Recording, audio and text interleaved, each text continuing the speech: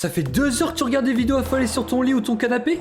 Mais tu fais quoi de ton temps libre? Jeux vidéo, regarder une série, scroller en permanence sur les réseaux sociaux. Bref, le quotidien de beaucoup de personnes et moi aussi je suis passé par là. Aujourd'hui tu as envie de changer tes habitudes en faisant des activités saines. Je vais t'expliquer pourquoi j'ai misé sur le sport et comment celui-ci a changé ma vie. Bon, revenons au contexte. J'avais 12 ans, j'étais au collège. Je faisais partie des enfants qui n'étaient pas à l'aise avec son corps et qui étaient considérés comme gros dans ma classe. Pourtant, j'adorais le sport et je faisais du multisport qui était réservé uniquement pour les 7-11 ans. À partir de mes 11 ans et pendant un an, je ne faisais plus de sport. Malheureusement, le manque d'exercice quotidien de mes journées a fait que mon poids a augmenté de façon exponentielle. À cet âge-là, on ne se rend pas compte qu'exercer une activité physique est très importante pour votre santé. La prise de poids m'a impacté physiquement et mentalement.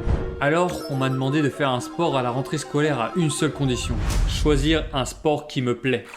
Alors j'ai décidé de rejoindre un club de natation et les débuts étaient très durs. Même si j'avais fait de la natation à l'école, le niveau était pas le même. Environ 1 km par séance en maîtrisant minimum 3 nages. Les premières séances étaient très physiques à cause de mon manque de cardio, mais je me surpassais pour réussir les exercices. À la fin de chaque cours, j'étais rincé, mais petit à petit, je commençais à prendre du plaisir à aller nager. Inconsciemment, j'avais créé une nouvelle compétence dans ce sport: la discipline.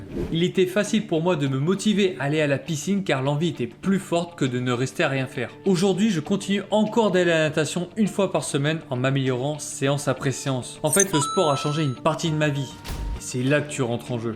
Si tu es comme le mois d'avant et qu'actuellement tu ne fais pas d'activité physique ou sportive régulièrement, tu risques malheureusement de subir des conséquences similaires que j'ai pu avoir lorsque j'étais adolescent. Alors si tu ne te sens pas capable de retourner faire du sport de manière intensive, aucun souci, je comprends.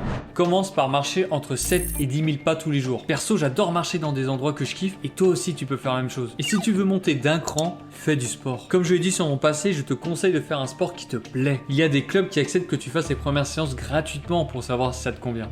Il faut vraiment voir le sport comme dans un jeu vidéo. Tu as un boss final à la fin du jeu qui est ton objectif long terme et plein de niveaux pour tes objectifs court terme.